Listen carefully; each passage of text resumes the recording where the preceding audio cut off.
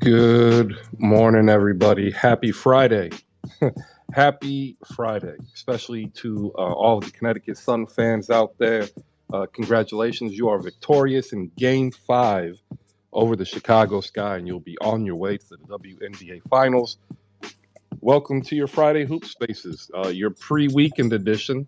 Got some good news, everybody. Some good news to share and some good basketball to talk about. We're going to go ahead and get a quick recap of the game, get us set up for the finals, which start Sunday. Go over some news and notes, but it's going to be a quick show because I got some work to do.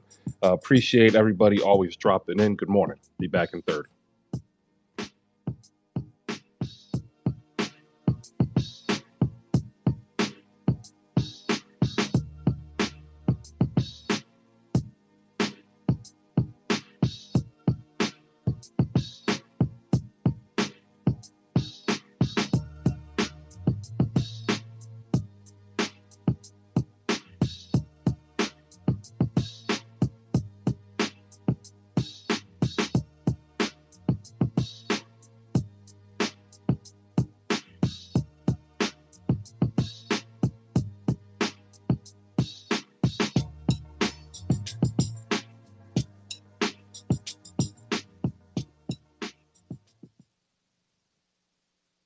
I'm trying to tell you, I knew this was happening before it was happening. But I already knew what was coming to me. All right. Good morning. I love this. I made this, by the way. Nobody made this. I made this. If you don't know what this is, it's a mashup of the Boondocks. And I'm just here to tell you I told you so.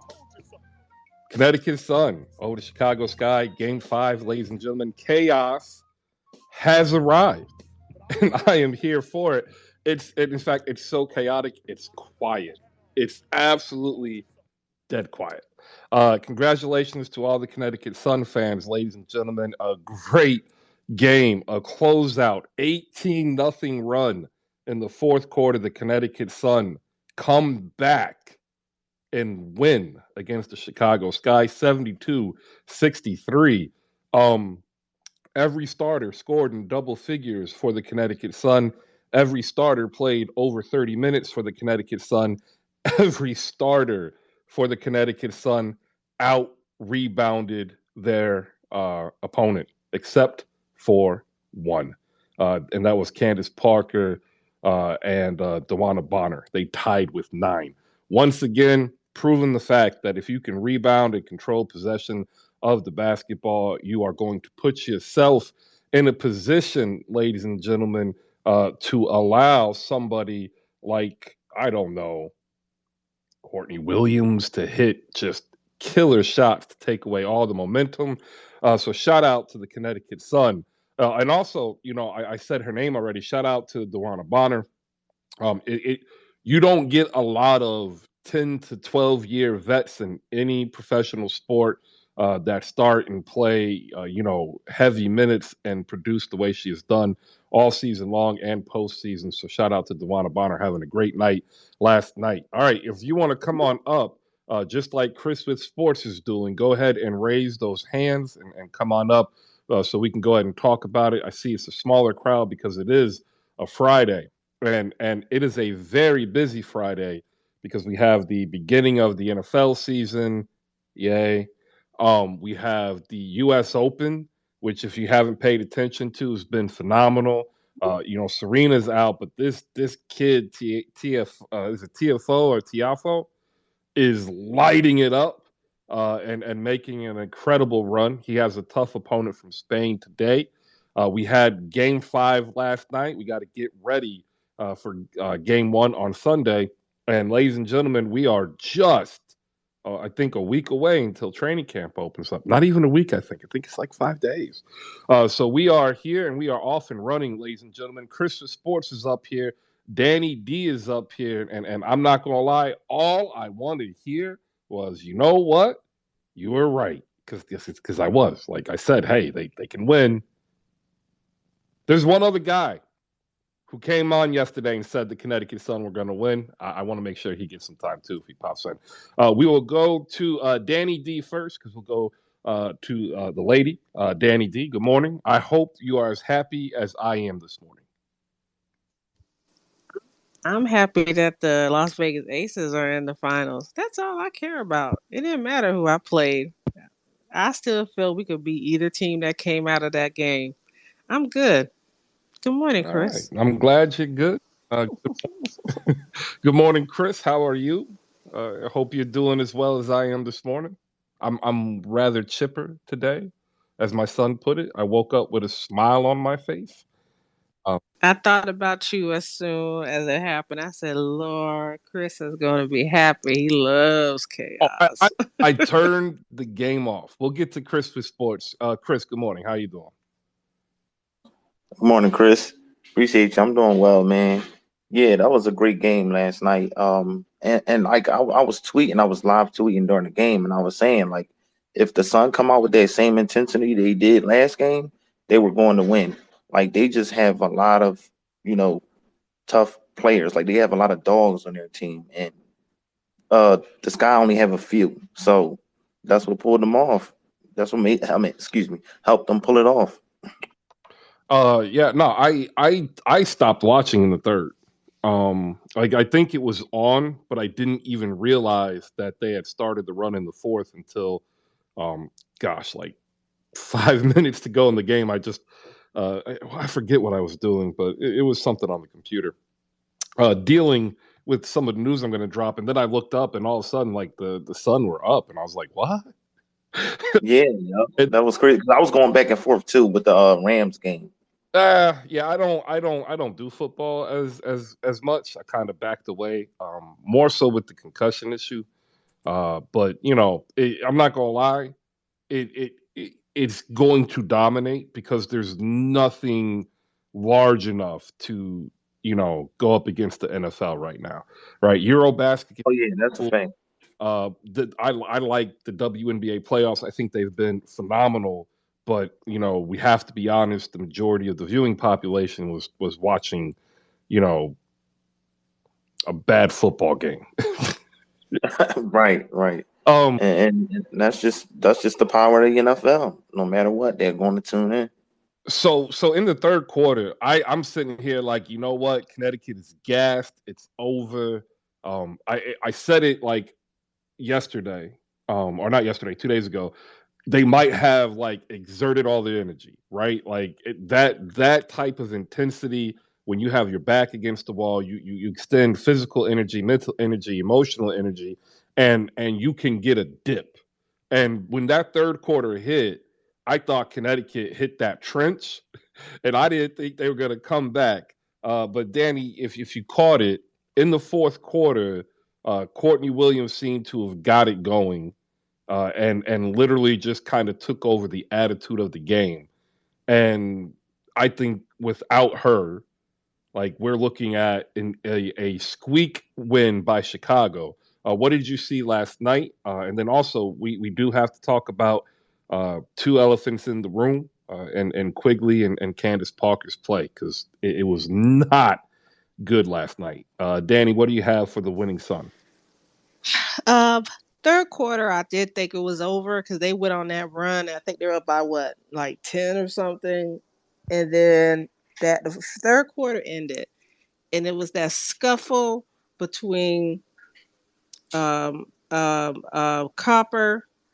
and Bonner, and that seemed to energize them.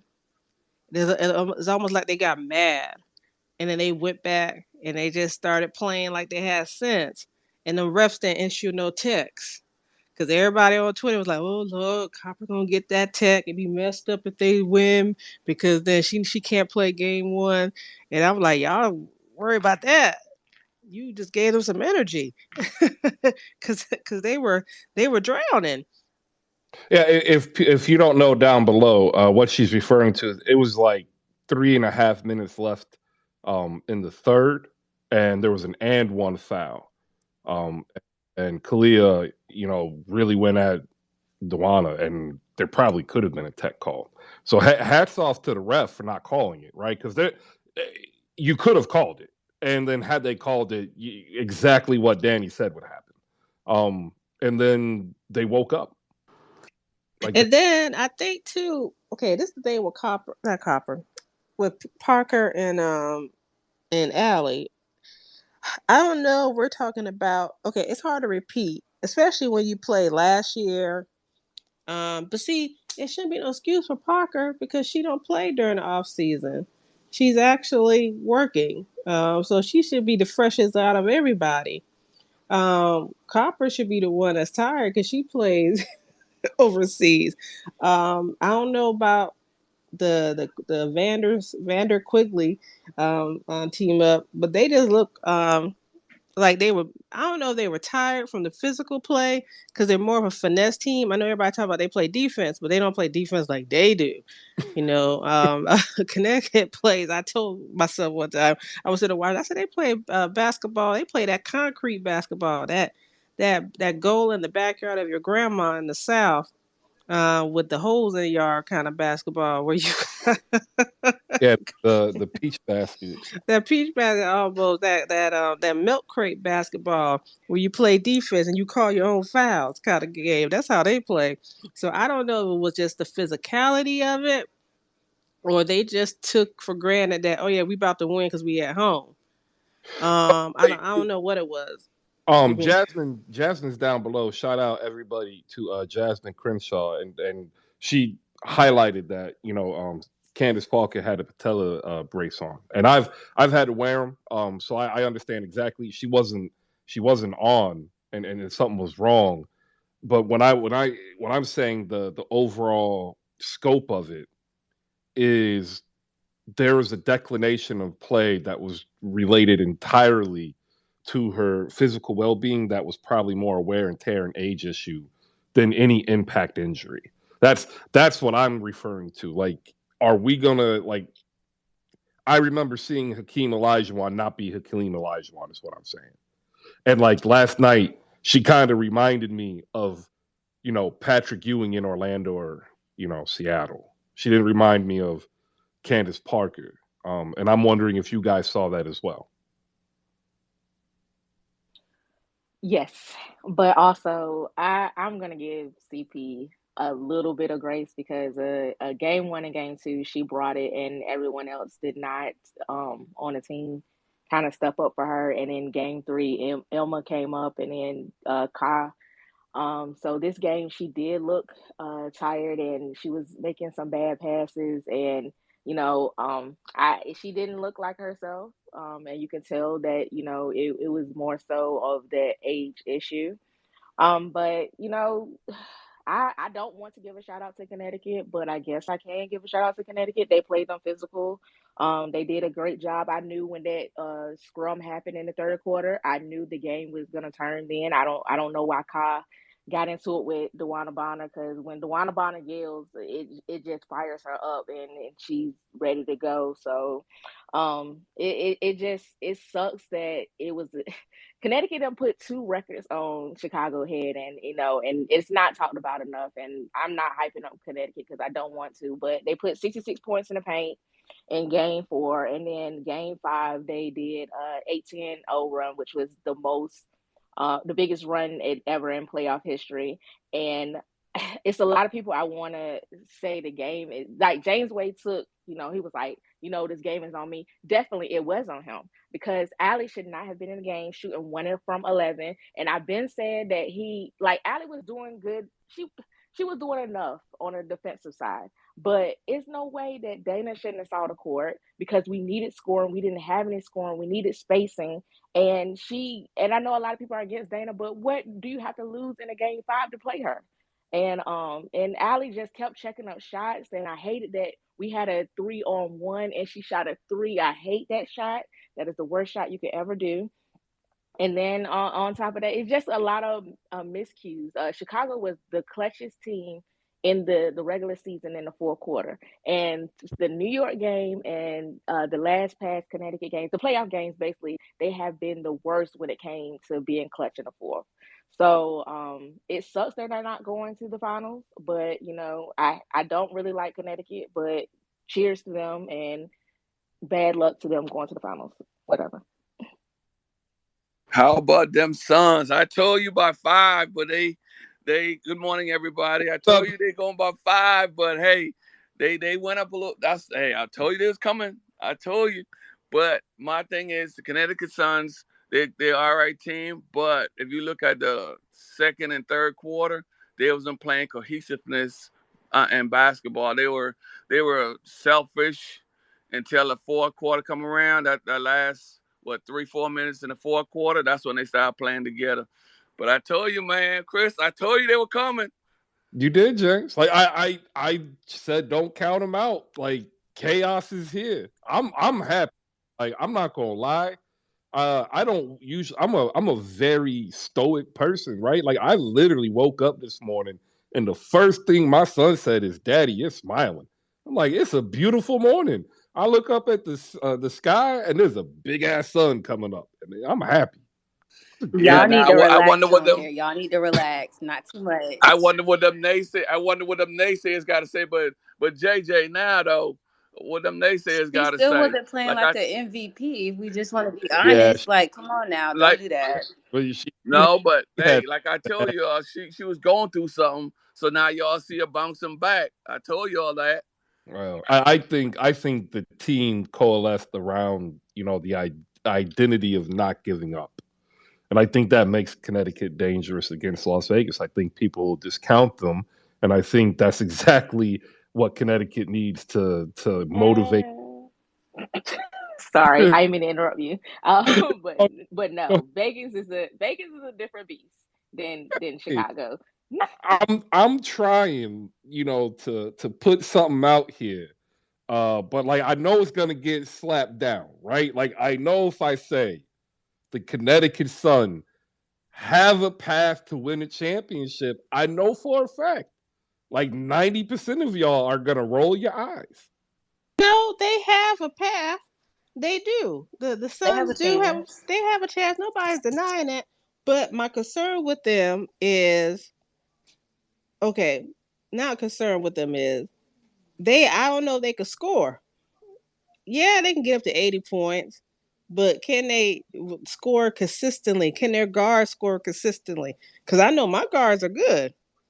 Yeah, that's the thing. Because y'all got that cheating behind roster. I hate them.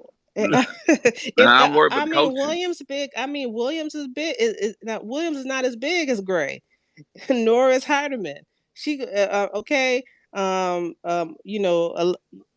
Alyssa Thompson is not a great shooter. Yeah, she get that little push-up shot she got, but it's not the greatest. And the dysfunction on that team, when sometimes they play together, sometimes they don't. That's gonna be interesting. Yeah, and then you got to think about it too. Alyssa Thomas, I know that she does not play like in front of the front, like in the past the free throw line. Kia Thompson, whatever her name is. Kia doesn't either. So they cancel each other out. So basically you just have 4 players on the court right now. And none of them, like you said, Chelsea Gray is going to go off regardless. She's having a monster playoffs. A'ja Wilson is the MVP. And then Kelsey Plum had a subpar series against Seattle. She's coming out strong. And like I said, I'm a Sky fan, but I like Vegas because they're energy and they're exciting. So it's going to be good to see what this game is going to be. And Connecticut does play good defense, but I think Vegas has too much offensive firepower for them. Nah, it's going to come down to coaching though, because the Suns, if they don't find trust in each other, that's that would cause them to get down in that game last night, because you could see there was no trust in that game. I mean, in the first 3 quarters. So if they don't find trust, it come down to coaching, and if coaching can do right, they will lose the game. I mean, they're gonna lose. They'll lose the series. Hey, I got a song for you, James. You ready? Go ahead.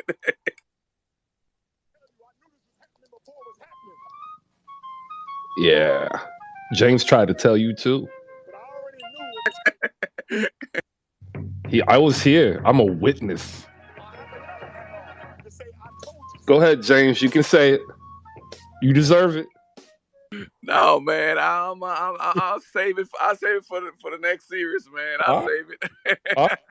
We'll go to Chris for sports, and then we got Reba up here to talk about her son, who are victorious over the Chicago Sky 72-63.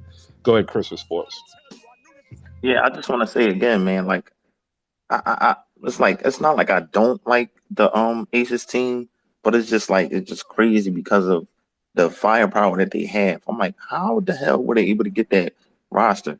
But anyway, like James, piggyback off of James saying, it's going to come down to coaching if the Sun are going to pull us off, because they just going to have to find a way to be able to handle business against this Aces team, because they definitely do have a nice team. So we'll see. It's going to be interesting, but I'm always root for the underdogs. Go Sun. Like I tell people all the time, the game is won in the second quarter, in the middle of the fourth quarter. So, you know what I'm saying? So if the coach don't set this up to where they get Asia and the rest of them in foul trouble real early in the game, like, don't worry about the scoring. Hey, be quiet. I'm on. Don't worry about the scoring. That's my feeling around, baby. Why are you telling the baby to be quiet? It's a baby, Jay. I know, man. I know this mess with them. But yeah, if they don't go into the first quarter and the second quarter trying to get the Aces in foul trouble throughout the series, game over. Game over. A quick question before we head up to read it. Over under the amount of Hawaiian shirts Kurt Miller wears during the finals. Just asking for a friend. They're banned. He had this one that was like bright green. I remember it. Like, and I'm looking at the TV. I'm like, you are just an unserious head coach. And here he is coaching the Connecticut Sun to the finals. Congratulations. Do they have a shot against Vegas? And tell us what you saw about the game.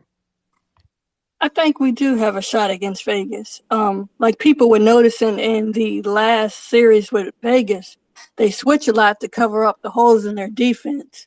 So that kind of gives us an advantage. We don't have the shooters they have, but we have the paint presence that they don't. Like, only person they're bigs that can actually do something offensively and both defensively is Asia. So we're going to get Kid Stokes out of there. Like, Kid Stokes is going to have hell because we're going to attack her because we know she can't do anything else. So I think we do have a chance. Like I said all season, we beat ourselves. Every game against Chicago, we beat ourselves. They beat us in that second game. They whipped our ass that game. Like, we had no I don't know, like, they just beat our ass. So, but those other games we played, we beat ourselves. All those turnovers, our body language. So, and I want to give JJ credit because the last two games, even when we were down yesterday, she didn't hang her head. She didn't do the stuff that she usually did, and we came out with a win both games. And she's not playing at the MVP level that people are saying, because actually we don't need her to play that MVP level. We need to play as a team. JJ can't beat the Sky, and especially the Aces, with her just playing MVP JJ, because it's not sustainable. Other people have to get involved. Other people have to stay locked in. Other people need their touches. So we need JJ to, be a team player and do what she does, but we don't need her to take over the game because she's not going to win it alone. So, and I want to give Courtney some credit too. Everybody knows I'm not a Courtney Williams fan, and she stepped up these last two games, especially like game 4 where she had that crazy game. She played phenomenally, and then the last 3 minutes of that fourth quarter yesterday, she showed up defensively and offensively. She hit that dagger. So I can't say anything about these last two games about Courtney Williams. And y'all know I want to say some shit about Courtney Williams, but I just can't.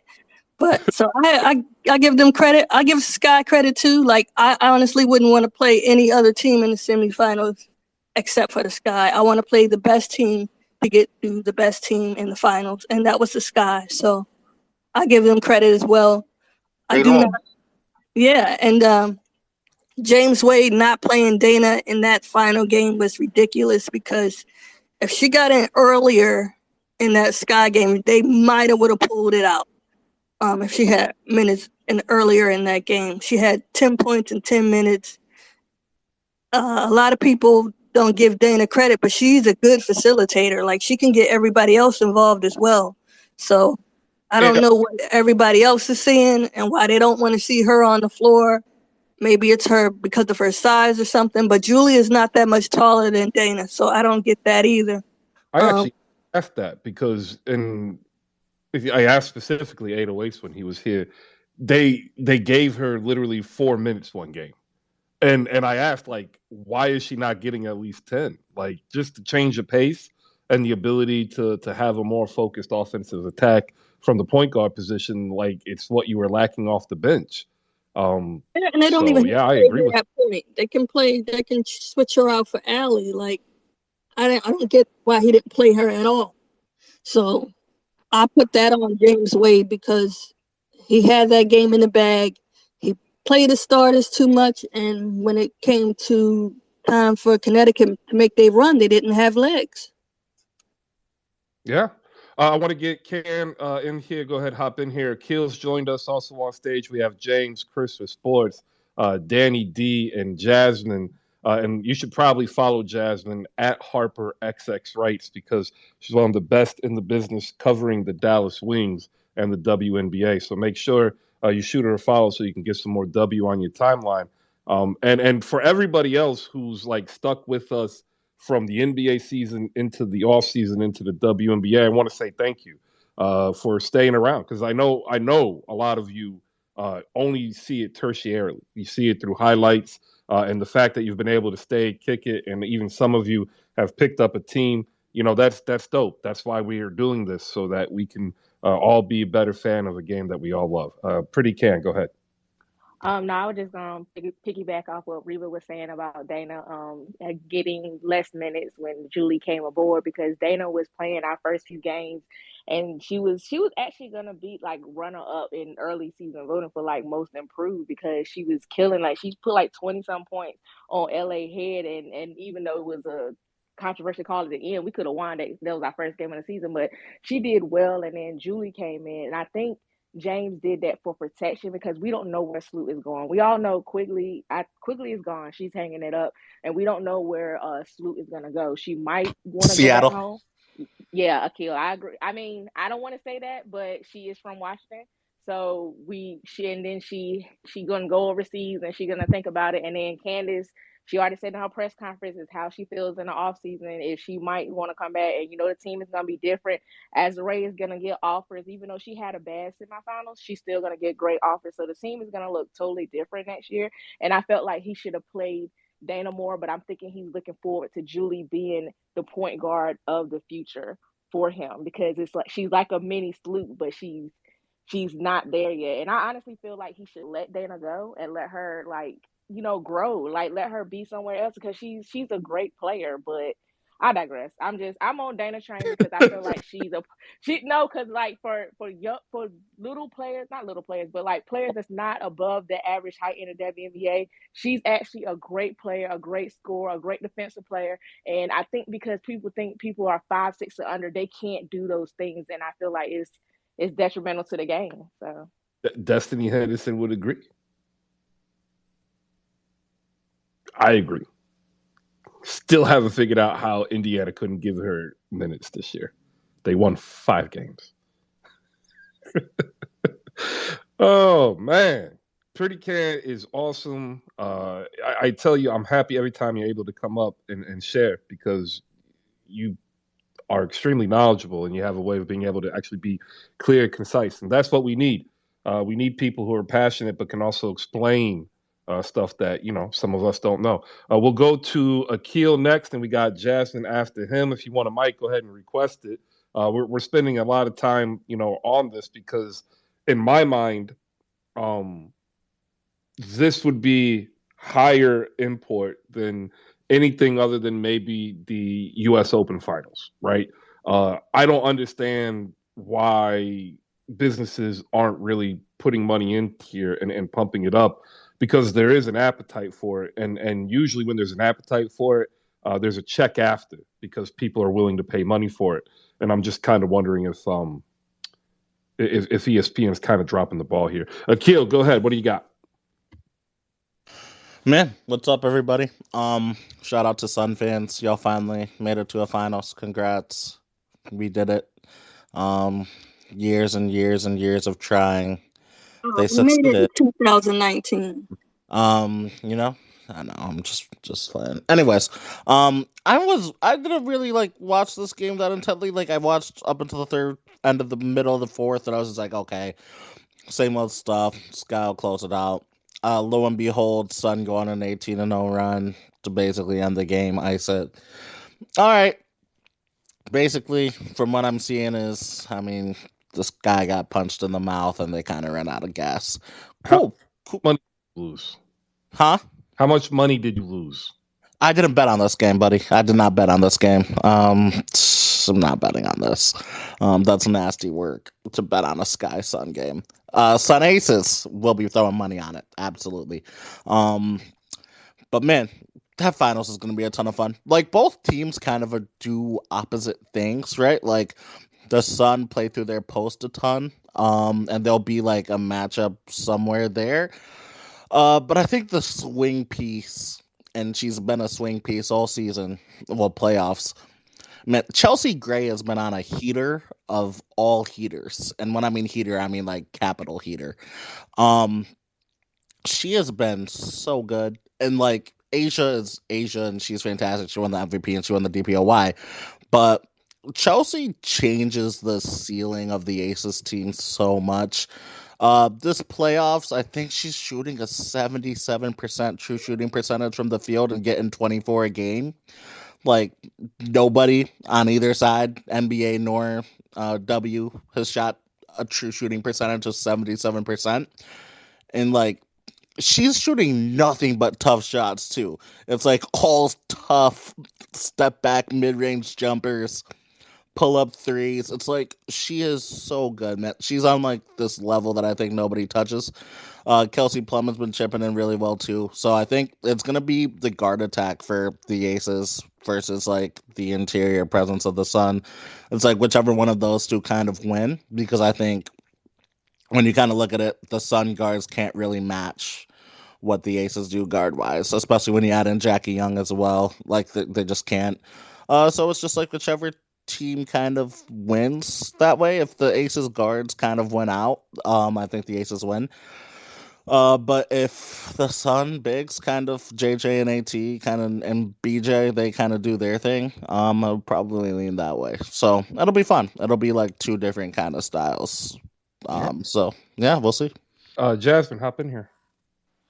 Yeah, I and Ken and Reba can of course correct me if I'm wrong. I feel like there's so much to unpack within this game that like it was just so many different scenarios not going right in either team's favor. And like for one, Connecticut had 23 freaking turnovers and won the game. Like that right there should have been the first red flag.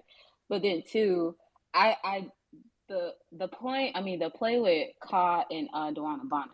If I'm just being honest, like both of them should have got text, but I really appreciate the ref like understanding the moment and being like, okay, we know what's gonna happen if we take her and she's not in it for game one, or if we kick her out now and they lose the game, they'll be like, oh, it's all on this. So I really appreciated that moment, but it was just like instead of Chicago using that as momentum, I could tell from the beginning of the game that they weren't playing like themselves. Like even Candace, she was doing a lot on defense, but she wasn't locked in on scoring. I don't know if they were tired or whatever the case was, but they just didn't look like themselves for majority of the game. But I did appreciate Kai being the one person to step up and like just get points for your team, make your shots, and just really like putting the team on her back, and nobody else was helping her carrying the load.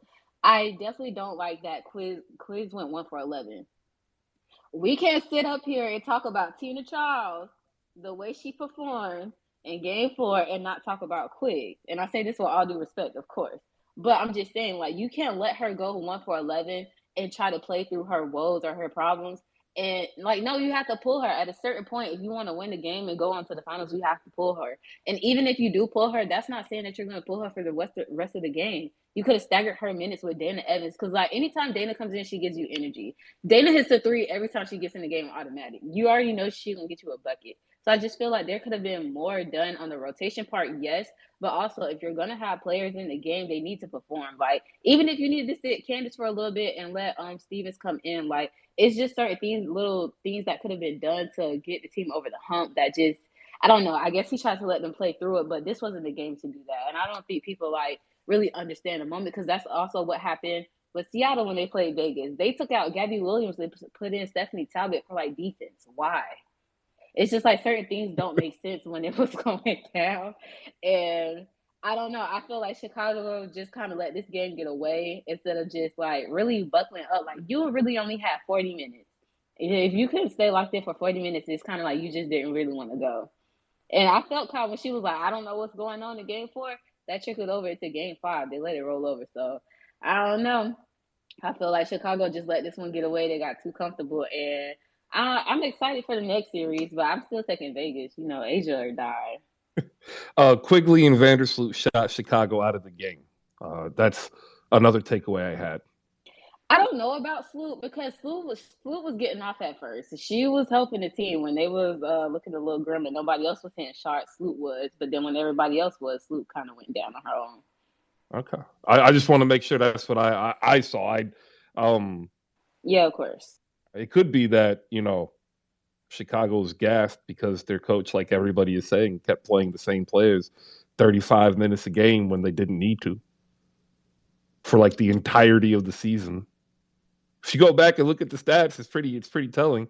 I mean, but didn't Connecticut? I mean, really, every team does that though. They don't have to play all of them, but majority of the team they stick with the 7 to 8 man roster. Yeah, I just wonder if maybe he just didn't account for the extended season. I don't know. He didn't make the adjustment. He didn't make an adjustment like Becky made an adjustment. She said, I'm going to spread this floor. Let me put in Raquana Williams. He didn't make that adjustment. I don't know if he don't trust certain players or he likes a certain style of play. That's what I don't know, but I think they were tired. That physicality of playing defense can make you tired. He could have panicked, and it could have been that too. Sometimes coaches can get stubborn and get stuck in their ways and just continue to do the same stuff. It's just a bad way to go out, though. It is a bad way to go out. So now my concern is, if I'm Connecticut, son, I'll be concerned of your health, your legs. That was a tough series. Y'all went 5. Now you got to get on a plane and fly. And then you could just get one day. And the other team has had time to watch the rest of these series. Okay. No, I'm not either. No, let me tell you why. Because Connecticut, we play terrible when we have rest. Like, rest is not our friend. So, like, if we can get on this plane, all Kurt is going to do is stop. We're not going to have practice, but he's going to let them rest. But getting on a plane, playing the game 2-3 days later, like, that helps us because we do not do well with rest. Last season, we got the first seed, and we had all that damn rest, and Chicago was in rhythm. Everything was clicking for them, and they beat our ass because we don't do well with rest. We just don't. So I want us to play tomorrow, actually. If we could play tonight, fuck it, I'll take it. I think we would have a good chance if we played tonight. Yeah, like, rest for us, it doesn't help us. And someone said Connecticut in their bench. Like, I get what you're saying because it does happen, but our bench plays. Like I was saying when people were shitting on me about Ruthie, he'll give Dejanay 3 minutes here. He'll give Odyssey 5 minutes here. He'll give Nia 2 minutes here. Joyner a couple minutes here. And what that does is just give our team rest. So when the fourth quarter does come and it's a tight game, our starters do have legs. And that's why we were able to shut out some games. Like, the only people that, we couldn't get over the hump during the regular season in crunch time was Chicago. We split with Dallas in that when we had crunch time. I think they blew us out one time, but the other 2 times we actually had legs because we played our bench. The one thing, and I'm gonna give him credit. Kurt does do this. He takes the player out prior to a TV timeout, and like that little thing actually saves you upwards to 8 minutes, right? So like if it's in the NBA they do it at the 2 minute, in the WNBA they do it before the 2 minute, and he takes them out so that they get that 8 minute rest before halftime. So like they're already getting into their rest, and then by the end of halftime they're able to actually physically get ready to go, which is why generally they tend to make that run halfway. Yeah. Why we don't die. I don't worry about losing the game until the 4th quarter because, even when we're down by 15 or more, like I don't worry about it until the 4th quarter because I know we're going to have our legs in the 4th. But y'all Will we pull it out? they've I been don't playing know, but fast all year. See, everybody talked about our bench and how many minutes they had. Them girls got cardio. Them girls got but cardio this in their chest. Chicago And is I one of think the they're fastest ready. team in the league. Chicago is one of the fastest team in the league, and we made them play like us, and they went home because of it. Well, I So watched game maybe 3 it, last night. I watched the 3rd game that we played against y'all in Connecticut. And I watched that game, and I know somebody said, "Oh, it was closer than you think." I said, "No, it wasn't. 4th quarter they light them up and was up by 14. They knocked it down by 6. Then the Aces went on that's what another I'm saying. run. Like we make runs, and it doesn't always work out, but we make runs. Like Chicago should have never let this go back to Chicago because we had that big game. Well, they should have. When they had the chance to beat us by 30, they should have beat us by 30. There's no way we should have lost by single digits in that game. That gave us momentum for the next game, and you knew we was coming out because Kurt's job was on the line. Everything was on the line, so we were coming out swinging, and we put up 104. Us winning that game, saying like, "Damn, we actually could pull something out," and then we went to Chicago and did that. So like, giving us, if you can have a chance to beat our ass, you better beat our ass because if you give us any hope, we're going to figure out a way to do something and it's going to fuck up everybody's, picks. Like But was nobody's that going to y'all be. championship last night? It felt like It that was y'all wasn't our championship champion. last night for I'm y'all. saying. It wasn't our championship, but like when everybody's saying you can't do shit, and nobody's rooting for you. Like nobody expected them to be here, Well, including me. We beat ourselves, so I didn't think we would ever be here because we beat ourselves. Let me get And we figured a way to beat them this time. we've done a lot in this off season to try to build for the season coming up. One of the things that happened is we partnered with audiolabs.io. They repurposed the space into YouTube content. They now also repurpose it into podcast content.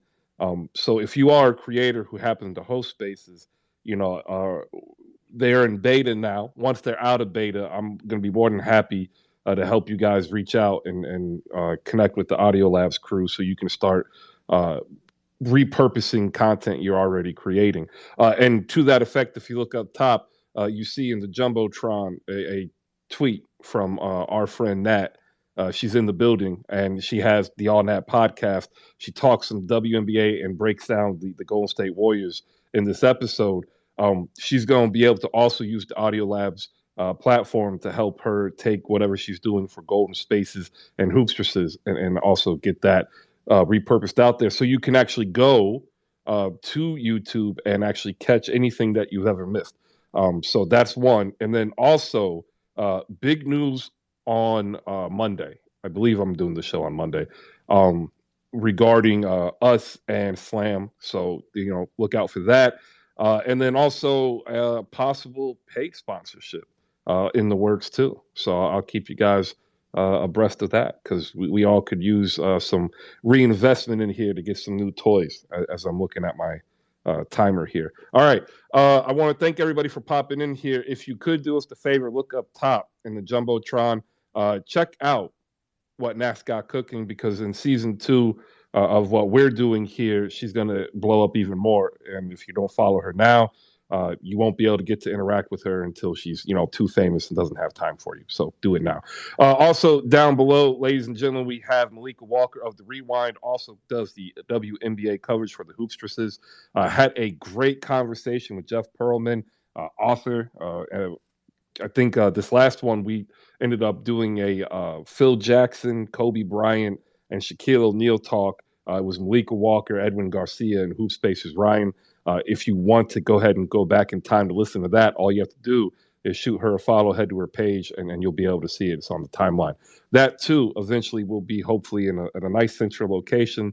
So, like, if you ever wanted basketball content, whether it's W or regular, you'll be able to go there and get it without having to search a timeline. So just keep that in mind. How to do that, I was told to by somebody who's tired of yelling at me because I never listen and do it. Thank you, Ryan. All right, back to the show. We got Pretty Can up here, Reba up here, Jasmine, Danny D, James. And if you want to be part of the stage, go ahead and raise your hand. They are all wonderful people.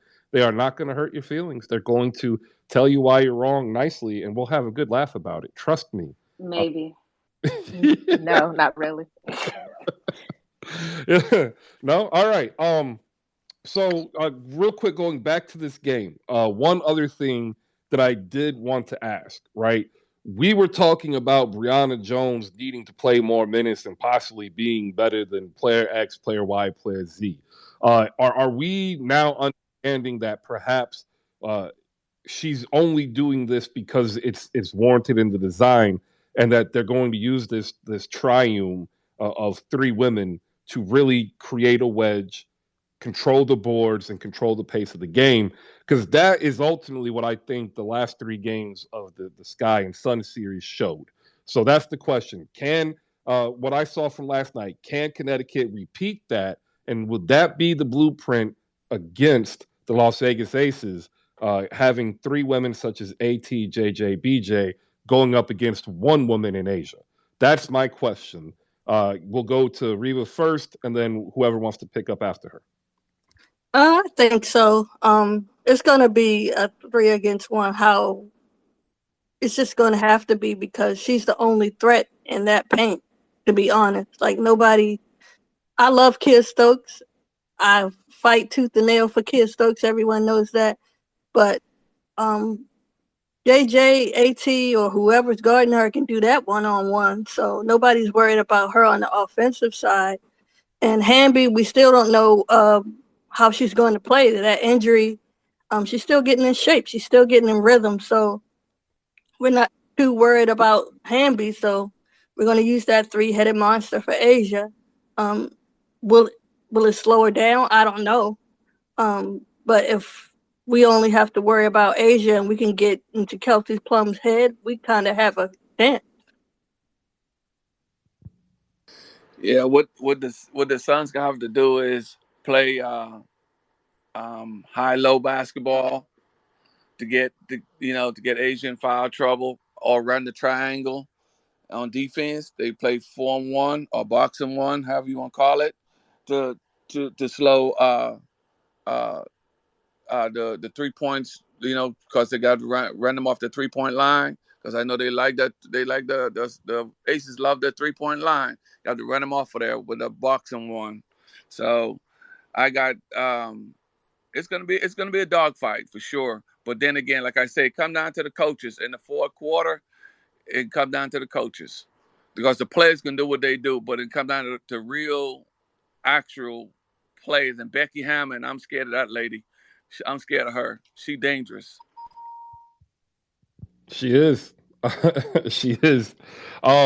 Malaya is up here. She has joined us. Good morning, Malaya. I hope you are having a wonderful morning. I hope that the sun is very much up in a blue sky, blazing. I see what you did there, Chris. I see what you did there. I really do. Describe a picturesque sunrise. That's all I was doing, man. Like, why? Mm-hmm. It's okay. It's okay, because like I said, one day when you really get on my nerves, I will cook you. But I just want to say how y'all doing, how everybody doing down there. Y'all know, I love all y'all. in ways, Chris. I just want to say, yes, I know Candace lost. My GOAT. She lost. But she will be back. She will be back. Just like LeBron, Right. LeBron be annoying people, Anything he gone forever now though, and he bounced back like the Undertaker. So Candace will be back. Just letting you know, good congratulations to any Connecticut Suns fans, congratulations. Just letting you know, y'all gonna get Molly smacked, kicked in the whoop make an excuse for everything. Candace. Go ahead, make an excuse for Candace. Because no, I'm done with Candace. She gonna come back though. If Connecticut had lost, then this show would have been about JJ. Yeah, this would have been a celebration for today. This will be okay. Connecticut Suns, James fan, #1 fan supporter down there. Okay. I no hate, disrespect. No disrespect. Good for you, Connecticut. I'm glad y'all won. You won Cookie, y'all won. Good for y'all. Just letting y'all know, y'all gonna get Asia smacked. We won the trophy. Keep you won a conference finals trophy. Yeah, you won a trophy. Oh my God, you won a trophy. You got the participation medal of the year award. I'm so happy It for ain't you. no more conference room. Why y'all acting like Asia wouldn't pack y'all up too? Okay. I'm sorry. Hold on. I'm sorry. Can't. That's how I pronounce. I don't want to disrespect my name. I'm so sorry. I'm a Sky fan. No, Reba is the Connecticut fan. I'm good. Okay. What you're saying is good. I just don't want to say I'm not disrespecting y'all. Y'all won fair and square. I'm just saying y'all probably ain't gonna win because they just gonna look at y'all like y'all stole something. And then she gonna stomp on your face, and then y'all done. Y'all got y'all part. Y'all won't. Nah, I ain't even gonna go there. I don't want to disrespect nobody. She going home pocket like I'm not. But we all know Asia gonna just kick smack because it's a whole different. Asia a whole different beast, a whole different monster. Asia trophy and then who else though? Yeah. What are you doing this weekend, Malaya? I hope you are having a great weekend. I'm probably just gonna watch some TV, watch some US Open, knowing Serena lost, happy retirement to Serena. I think last time I talked to y'all, she was still in the tournament, so keep watching that. What else? I don't know, really. What you said? I know one thing you won't be watching. You won't be watching. Don't say the Sky. Yeah, don't even go there, Chris. You talking too much mess, too much. But I told y'all though, one day when he ultimately get on my dang nerves, like to the Q, y'all better hold him back. It's gonna be like those school fights, those school fights back in my middle school day with the rats on the floor. Y'all hold them back. You don't because it will be that day. It will one day be that day he'll get on my nerves. Okay, what you gotta say, Chris? You don't take the shopping cart back in the parking lot, do you? When I leave the grocery store, hey, if I got groceries in my cart, but if I'm dang there, I don't got no groceries. I got my bags. I don't need to carry the grocery cart out of the store. I'll park the groceries cart. She doesn't take it back. All right, we appreciate it, Malaya. Make sure you take your cart back at least to the cart corral. All right, like people. Okay. Can I say before I use my plane, can I say hi to everybody up here? How y'all doing? I haven't talked to some of y'all people. Sorry, James, as I felt disrespectful, but you be all right. No, you were good. You were good. I just know that the show would have been about JJ if they had lost, and I'm glad. Now we need to make this show about Parker. No, we need to make the show about Parker. No, we need to we need to get on. We need to figure out what happened. Why she didn't take so many shots. Why she was running around like she didn't know what she wanted to do. So we putting the L on Candace. I know that's right. No. Well, see what James is doing is he is putting on his big box producer hat, right? And like he's up here at that 4:30 in the morning meeting before the morning radio and TV people get in about 5:30, 5:45 for makeup. And like he's like, oh, I gotta put something together. Oh, Candace Parker lost. This is Candace Parker's fault. Like, And Jonquel Jones shot. What he? We'll see on ESPN tonight. You see? Tomorrow. You think he's Stephen A? No, You think he's Skip Bayless? You think you Stephen A? You gonna be the next Stephen A? You gonna be famous? well, that's what you trying to do right now. Jasmine, go ahead. Yeah, I just I heard a comment that and I don't remember it fully, but y'all said get Asia in foul trouble. How likely is that? And if Asia is in foul trouble, who's to say the rest of the team is not? Like, you can't, when Asia is in trouble, they're gonna step up. Like, Kelsey had a very sucky semifinals. I will say that. So I feel like this next series, she's gonna come like full force. Like, dog Chelsea, the one that Kelsey that she feel like she is, like, I feel like she's gonna come out. You still have Jackie, who's most improved player. She's gonna go into her bag too. I just feel like there's too many weapons. Of course, they're all the starters, but I just feel like there's too many weapons to try and get them into foul trouble, because they're not one of those teams who really get into foul trouble like that. And who's stopping Chelsea? Like, you could throw AT on her, but AT can't raise her arms above her head. Like, nobody's stopping You her. raised it well enough to get that Meeseman block yesterday. Barely. She was throwing them floaters in there to keep her elbow down. Real quick, Asia's average 30 minutes per game. It bumped up to 37 when you round it up in the playoffs. 2 fouls. She doesn't foul. She knows how to vertically. Like, not just that, in the semifinals, she played every minute but 3 minutes of every game, just so you guys know that. What's up, Jose? How you doing? What's up? Good morning. All right, go ahead, Reba. What you got? And then we'll let Jose. Well, I was saying, we're getting somebody in foul trouble. We know Becky won't go deep in her bench, so we're gonna get somebody in foul trouble. I don't care who it is. Like, that's They the don't only get in thing. foul trouble. They don't. The whole They team don't. never. Okay. They never do, because they don't foul a lot of people. That's why people are able to score. So y'all look at it and say, well, they don't play defense, because what? They just don't foul egregiously. They play good defense where you don't foul. You contest it, and that's all you do, but you don't try to foul people. We're The taking most is Kelsey maybe Plum. Kelsey Plum. That's about it. Yeah, we're gonna do that. That's what we're gonna do. Okay, end the story. We're just gonna attack. Asia like But a block Raquana Williams shot. is So lethal with the three. So either way, there's still elite guard play from the Aces is going to be on the floor. All right, so when that is going a little bit further away, because I still, this is how I think you control an elite guard offense.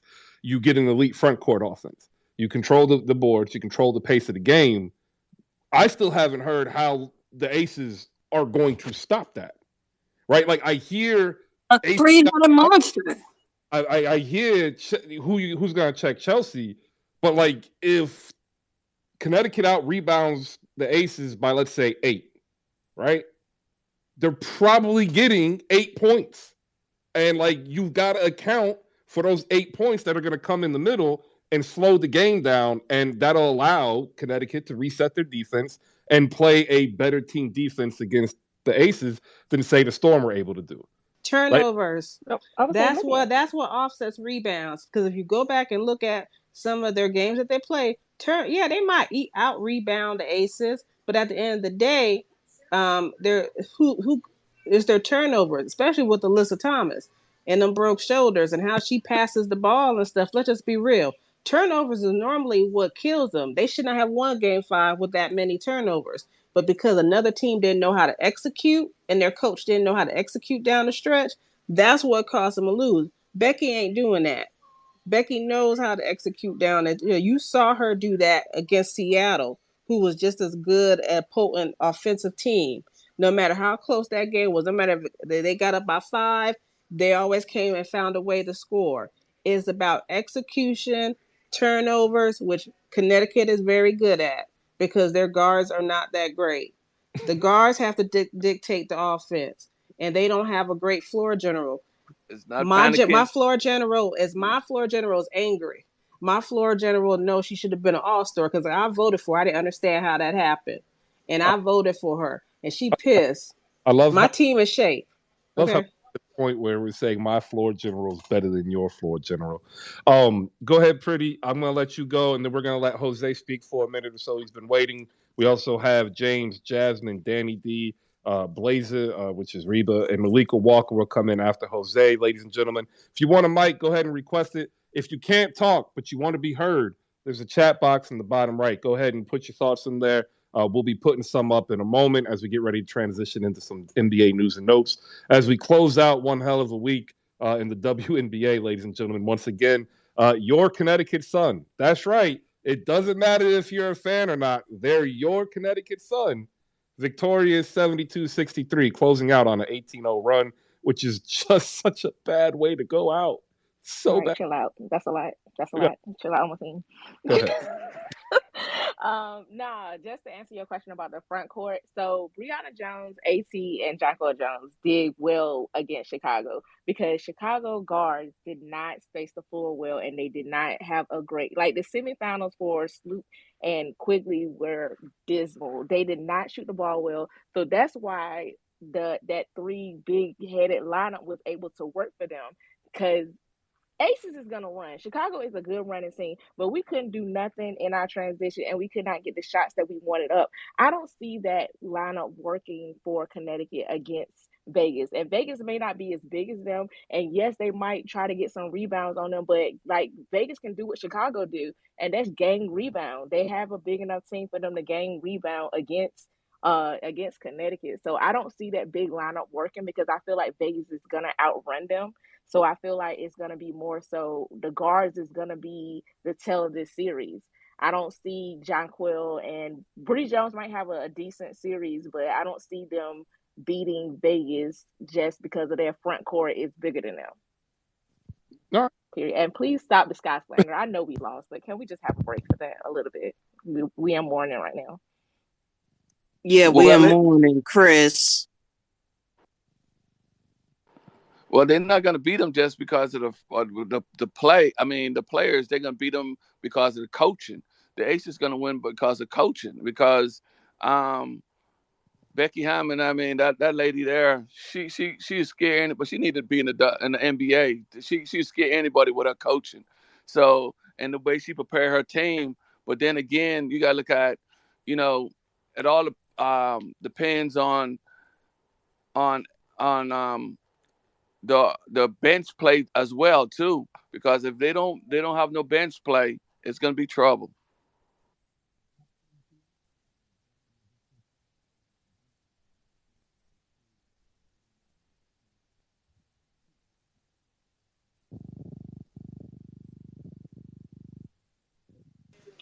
Jose, go ahead, because I don't know where our host is. he underneath the bridge. No, man, but good morning to everybody. One thing that I will say, I've been watching the WNBA since the first game ever in LA when I was a kid, and now I've been covering it for the last couple of years since the Aces came out here. So being on the fan side of it and now on the media side of it, it's completely different. But just seeing how big this league has grown, I know this league still gets criticized, and there's still a lot of work that needs to be done with it. But if I'm being honest with you, watching some of these games in these semifinals, the excitement, the way that it was in some of these arenas, the way people were talking about it on social media, Twitter, and all that, just shows you how much this game has grown and that people are paying attention to it and they're not being forced to watch it. It's naturally happening now. People are turning the TV on and watching ESPN and going, man, it looks like that game was great. I'm going to work and I'm having people telling me, did you watch the Aces game last night? Did you watch the Suns game last night? Because people are actually in tune and it's great basketball. I've been saying this forever. Just because they don't dunk doesn't mean it's not great entertainment. They know how to play. They still got to do the X's and O's. They still got to get coached, and it's fun to watch. Now, with this NBA Finals, our WNBA Finals series, I'll be honest with you. I'm scared of Connecticut after the way that they played Chicago. And if you look at the way they use their bench, someone just said it too. I think that Connecticut has a deeper bench than the Aces do. If you look at the way the Aces played all year, it was mainly their starting five and no one else. If they got anything from the bench, it was rare because when I mean by she, Becky Hammond plays her starters to the bone. And that was shown in this last series. Like I said, A'ja Wilson played all but 3 minutes of all the games combined. That's insane. She didn't even know that. When they asked her that in the media conference, she was shocked because she didn't know that she had played that much. But I just think that the way the Aces are playing now, the point guard, Chelsea Gray, is just unbelievable right now, the way she's playing. The year that Kelsey Plum has had, and then Asia. Game 1 scores less than 10 points and then averages 30 or more points for the rest of the series. That is insane. If they hold Asia to below 10 points, then I can see Connecticut causing some problems here. But I just think that the starting 5 overall is too much and is going to be too much for Connecticut. I think that this series can go long. I don't think it's going to be that the Aces are going to come in here and just steamroll the Connecticut Sun. I do not believe that. Connecticut has already come into Vegas and beat them once, lost a close game to Vegas here prior to that, and then also lost a close one at home. This is kind of the same scenario of what happened, if you think about it, with Connecticut and Chicago. Connecticut lost all 4 matchups to Chicago during the regular season. But if you saw all 4 of those games, they weren't games that Chicago just blew them out or killed them or Connecticut wasn't in it. You can tell that Connecticut could have won 2 of those games out of the 4. And going into this matchup, I think it was the worst possible matchup that Chicago could have gotten. It showed. Some of you spoke about her coming back and that she'll be back. I'll be honest with you. Watching that press conference and the way she sounded yesterday, I think she's going to hang it up. I just don't think that she has any more left in her. And there's nothing wrong with that. She is a GOAT. She's a Hall of Famer. She's first ballot, no doubt about it. But I just think after the way they got taken out, she looked like she was doing way too much for that team. She looked tired. I just don't think that there's much left in her. If I'm her, I call it a career. You had a great one. You went to Chicago to bring a chip to your hometown, and you accomplished that. There's nothing better than that. Go back to the booth. You were good when you were in the booth, when you were on television. I love watching and listening to her because she knows the game.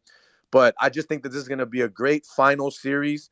Keep in mind, the last time A'ja Wilson won the MVP, they were in the bubble. They went to the finals, and they lost. This time, they're in the finals. She's the MVP. But what's the difference? They get to play in front of their home fans that they didn't have last time. At the end of the day, I think the Aces win this. And, yeah, man, storybook ending, and it's a wrap. I appreciate it. Sorry, I had to deal with the message. My cousin is in the room, and they started incessantly texting me because we have a famous individual in the room who they are a fan of, and they want a shout out. So I'm going to tell Jalen and Jacoby, thank you for coming in. Hope you're enjoying the show. And Anthony, stop texting me. Just stop. Like, wait till after. It's cool. All right. Appreciate it, Jose. And thank you very much, Danny D, for stepping in when I was Can I ask Jose a question? Yeah, go ahead. Jose, how likely is it that A'ja is going to be held to 10 points when the runner-up MVP, Stewie, didn't even do that to A'ja herself? How can Jonquel, DeWanna Bonner, and AT come in and do what Stewie was supposed to do? That's the thing. I don't see it happening. I just don't. I mean, they did it in game 1. Seattle did it in game 1. But what happened? You had Jewel Lloyd step up. You had other people step up. I honestly don't think that anybody on this team can hold A'ja Wilson to below 10 points, especially after seeing the way she played in that game and came back. I don't see A'ja having another game like that. All right. I actually am pretty interested in this question, Jose. Do you think that the Aces will be able to create the W's next long-term super team? And do you think that Becky Hammon is actually trying to basically copy what was done in San Antonio through 25 plus years? Yeah, I agree with you 100%. I think the fact that when Mark Davis took over this team and bought the team, I think his eyes and his vision were to make this team the team of the WNBA. I mean, you're in Vegas and you're bringing in all of these superstars. They brought in Liz Cambage. Obviously, that didn't work. They moved on from that. But they finally brought in a coach that they knew that can basically gel and mix in with all type of players that they have on this team, whether they're young, whether they're vets, whether they're the main player on this team. She can handle it, and she's been proving that. I honestly think that next offseason, someone's going to want to come to Vegas, and they'll bring someone else here. Even if they don't win the championship this year, again, which I do see them winning it at the end of the day, but I still feel that this will be a destination and the destination spot. Because think about it. You have Becky Hammon, highest paid coach in the WNBA in history. Why would you give her that much money if you don't expect to create a dynasty? Remember, the Raiders are the Raiders, right? That's how Mark Davis likes to look at it. Once a Raider, always a Raider. And look what he's done since he's been here. I honestly feel that this team will be the team to beat moving forward. Jackie Young, still very young, and look how much better she's gotten year in and year out. This year being the comeback player of the year or the most improved player of the year, or whatever it was. You got Kelsey Plum finally being able to be allowed to play her game, no longer coming off of the bench, and she's starting where she should be. And then honestly, I think the bench is good. Kia Stokes, Plaisance, Rakina Williams. Rakina Williams won a championship, if I'm not mistaken, a few years ago. So I think eventually they're going to get even more better as the years go by. Because remember, this is only Becky's first season. She's even said it in multiple press conferences. I'm still trying to figure this out. I'm still trying to get this right. And they're in the WNBA finals. So for you to have a coach that's that humble and knows that she still has a lot of things to work on, I think this team's going to be the team, and it's going to be scary to watch them the next couple of years. All right. Appreciate it. Tell them where they can find you and what you got coming up next. Hey, appreciate that, man. I got a live podcast that I do every single Wednesday, 4 p.m. West Coast time, 7 p.m. East Coast on Gorilla Cross Radio Network. It's called Straight Bet Sports. We don't just talk sports. We don't just talk sports betting. We talk sports in general. We've had college D1 coaches, players, football players, UFC fighters, boxers, you name it. We do it all. Just go ahead and follow us. We're on all social media and YouTube. So greatly appreciate you, my guy. Yeah, always, man. Appreciate you coming in and giving us some good Aces talk. I see you down there, Dom. I'm going to get you up, bro. Up also on stage, we've got Malika Walker. We have K. Lou. We also have somewhere between Cozy and something else, but that's Ryan. And if you don't know, he's a member of the committee. Going over Game 5 and what we see coming up Game 1 Sunday, ABC 3 p.m. We'll go to K. Lou next, and then we'll head down to Ryan. And then I'm going to get a couple more people up. Appreciate it, everybody. Good morning. Go ahead, K. Good morning. Good morning. And what's good, everybody? Just quick shout out to everybody that's on stage. Love all of you guys' work. Love your fandom. And continue to do what you do. Yeah. So the expectations as far as the finals coming up on Sunday, it's going to be a great final series. Everybody who's made a argument on what advantage, for lack of better terms, we should see between both teams. You guys have high valid points. I do think that one of the biggest things that someone mentioned, I think Danny D mentioned, was turnovers. Of course, Connecticut has been known to turn the ball over a lot, but at the same time, the biggest thing for the Aces is how to figure out getting Connecticut to be a jump shooting team. And points in the paint are very important. 36 points in the paint last night versus 26 for the Chicago Sky. 66 points in the paint in Game 4 in that blowout win. They figured out a way to get back to what they know best. And if you talk about Game 3, they were sub 30% from the field at one point because they missed easy layups in the paint. I believe at one point they were like 5 for 33 or 5 for 23 or something like that in the paint in Game 3, and that game was lost by 4 points. So the infamous "you're going to get me fired if you don't make layups" actually turned around for the Connecticut Sun in Game 4 and Game 5, and it helped them ultimately win that series. But going back to just looking at the Aces versus the Sun in this series, I think points in the paint is going to be key. Turnovers is going to be key. And then on the Connecticut side, they have to figure out a way to do the same thing that they did with Candace Parker to A'ja Wilson. Make A'ja Wilson more of a threat from the outside than her patented starting from the block and then moving her way outside. And I think Coach Becky Hammond has a great counter for that. She's mixed A'ja up a lot between playing the 5 and playing power forward with the infamous change for Kia Stokes to be center. And she's done an incredible job in doing that. So it's going to be an exciting series. I really would like to see what Natisha Hotterman, Courtney Williams, and Odyssey Sims. I really would like to see what they're going to do from a guard standpoint. We know what Dejanay Carrington can bring to the table. So hopefully she can average over 20 minutes this series.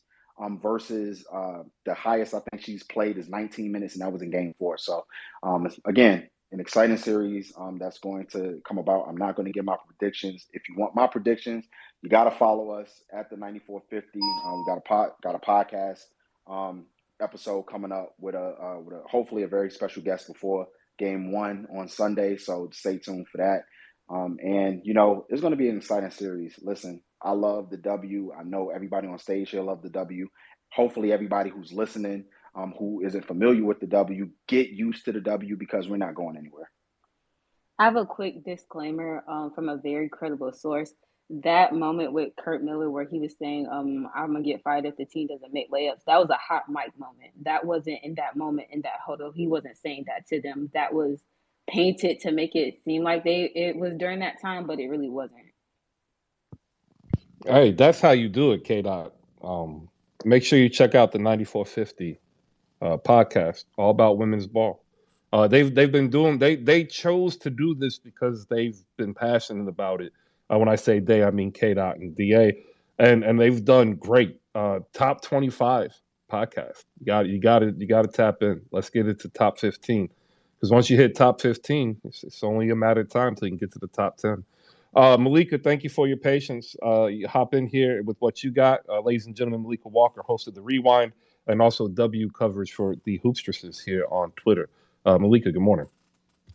Good morning. Last night's game was painful to watch. That meltdown at the end. And Candace was just, she was just heated. I couldn't, and this could be her last season. For the next series, it would be interesting because, what is the front court of Connecticut and how are they going to defend with Asia? How will Kia Stokes step up? I'm really curious. I want to see that. But, I'm looking forward to seeing the guard play and see how Connecticut defends Chelsea Gray. People are seeing Kelsey Plum could be the one that they go after. But, Kelsey Plum, she's shooting well, then she's shooting well. You know what I mean? But if she's not, she could be flipped for Rakana Williams. So I think, it's going to be an interesting series. I admit I did want to see Chicago versus the Aces, but this is going to be an interesting series to see the battle. And I personally hope that this is the series that gets Asia her first ring.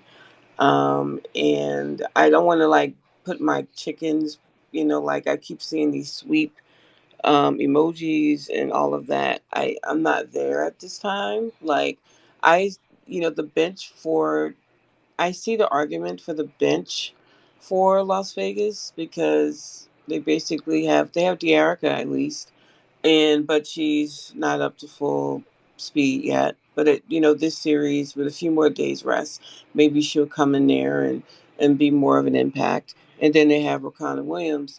But Connecticut may have a deeper bench, but the arguments made for the starting five, I think the starting five is outstanding. And Asia is still in there playing most of the game, playing both ends expertly. I love the way that the Aces play, and then Becky Hammond making adjustments and not just going with the rigmarole. So it's going to be interesting to see this matchup in the finals. I'm looking forward to it. For what I heard, Las Vegas is already sold out for the first game. So let's go. I'm looking forward to seeing that and seeing this battle. I love seeing the battle, how are they going to defend the three? If the Aces is hitting on a three, how are they going to defend that? So it should be interesting to see how that goes down.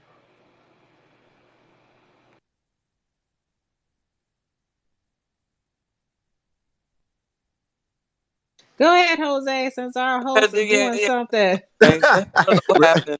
Chris. No, Hey, I'm sorry. When he's I got other things to do. Well, no, other people come in and people start messaging me. I try to be like, yo, chill. If y'all could do me a favor, chill out on the DM real quick, until 11:45, and then y'all can start DMing me again. Anyway, they think something's happening. Let's just put it that way. Are you making an announcement? Is something important happening? No, we're talking Game 5 and Game 1 now of the WNBA Finals. Jose, go ahead. Then we'll get Ryan in here. He's up next, and then we've got Damo after Ryan. Thank you, everybody. Good morning. I was just gonna say to any of the speakers, I'm credentialed for the first 2 games of the WNBA Finals here in Vegas, so I'll be there. If anybody's gonna be watching the game and you happen to have a question at the end of the game and it's a solid question, feel free to DM me and I'll give you credit. I won't take credit for your question. Just throwing that out there. Yeah. All right, that's the way you do it. Appreciate it, Jose. Up next, somebody who covers the WNBA better than I ever will be able to, and I appreciate that because it's a full-time job. That's Ryan. You can catch him on the committee here on Spaces. Ryan, what's up, man? How you doing? I feel like you talking about me. It's Yana, by the way. But thanks for having me up here. So when I came in here, there was a lot of talk about how Vegas is going to handle the 3-headed monster and stuff like that. And I think they can take a lot from what Chicago did. I just think Chicago went away from it, and that's packing the paint. I'm not sure why Chicago went away from it, but if you look at Connecticut's shooting right now, they're shooting 32% from 3. JJ hasn't been shooting the 3 ball well, and she would be the one person of that 3-headed monster that spaces the floor, but she hasn't been knocking it down. So if I'm Vegas, I'm packing the paint. I'm making it difficult to get those post touches in because they're not. I'm like K-Dot said, force them to be a jump shooting team. They're not shooting the 3 ball well. Everything's been, backdoor cuts, layups, and stuff like that. And fortunately for Vegas, that's kind of what they rely on. They like to help off of people and be prepared for those like post double teams and stuff. And JJ cannot pass off the double team. I think that's a flaw in her game. When she gets doubled, she gets frustrated and she makes a turnover. And so that's one way to beat that 3-headed monster. AT's not going to shoot it. Brianna Jones, she has a nice little mid-range game, but she would rather, attack the rim and get into the paint. And if JJ's not knocking down the 3, which he hasn't this season as consistently as she did her MVP season, then that is something Vegas can, hold their hat on. I think Chicago did well with it, and then they went away from it because there were times where they were guarding AT out at the 3-point line. Why? Like, she's not going to shoot that. There's no reason to be out there. And I think that left a lot of things open in the paint. And also, another wrinkle that we saw from the Seattle series, I think that Seattle series gave Vegas a lot of things that they didn't know they had to begin with. Chelsea Gray, she's also a difference maker in that 3-headed monster because now you don't have to put De'Erica, Kia, and Asia in the game to try to match up 3 other bigs because Chelsea Gray proved that she has the strength and the body to be one of those guards that can defend the likes of AT. So you can put Chelsea Gray on AT, you can leave Asia on JJ, and you can put Kia on Brianna Jones. Now, Brianna Jones, she could be that mismatch, but Kia's defense hasn't been bad versus slow-footed post players. No shade to Brianna Jones, but she's very slow-footed. Kia can defend slow-footed post players. It's those post players that can rip and go straight to the basket that Kia struggles with. So because of Chelsea Gray showing that she has that attitude of I'm not going to be back down, you can't back me down, I think that helps. That's a wrinkle that Vegas found in that Seattle series.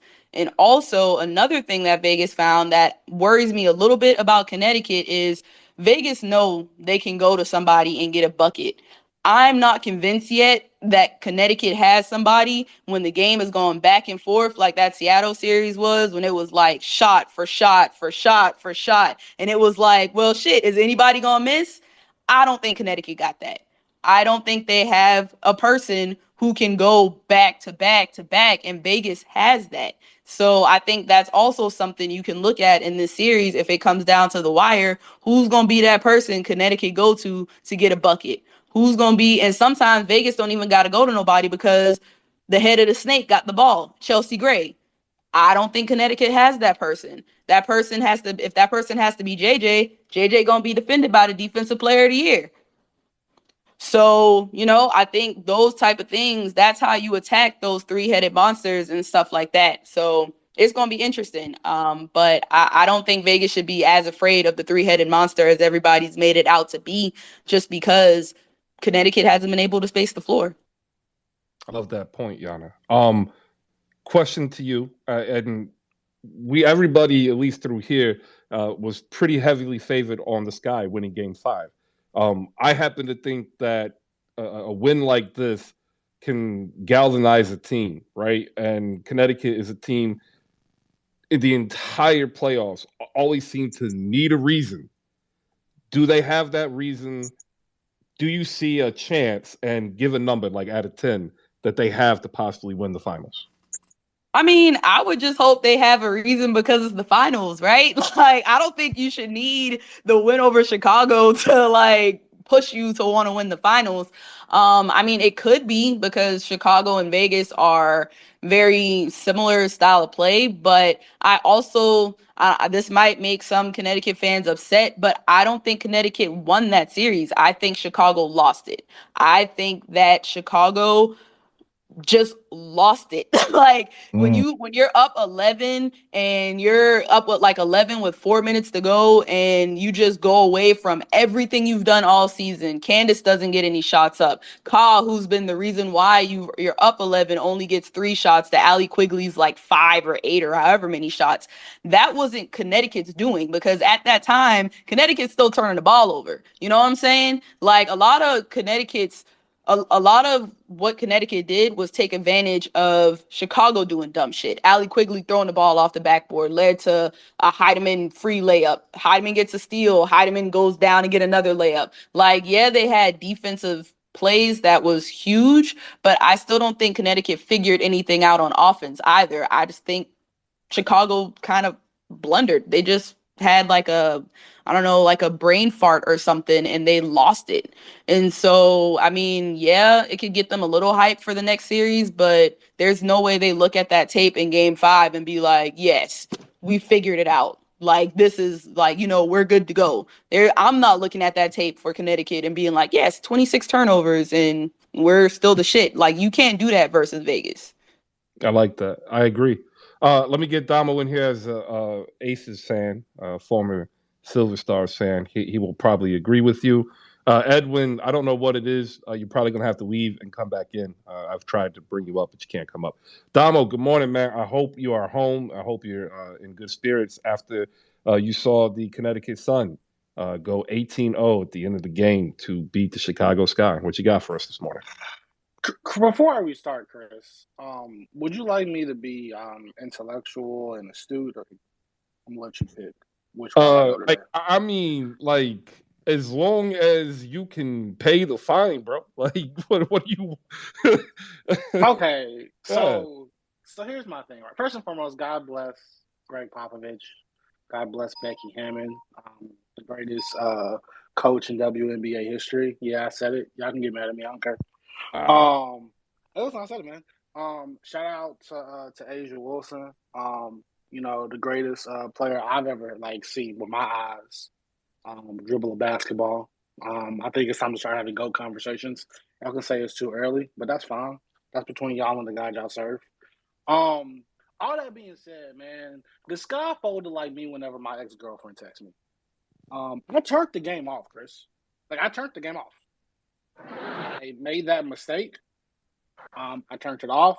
I was over it. I was like, all right, man, listen, man, I'm gonna tune in with y'all Sunday. I think I was messing around with some emails. And then I didn't know they lost until I got the notification. And then I looked back at the highlights, Chris, and I was confuzzled, confused, and upset. Because we had this conversation, Chris, right?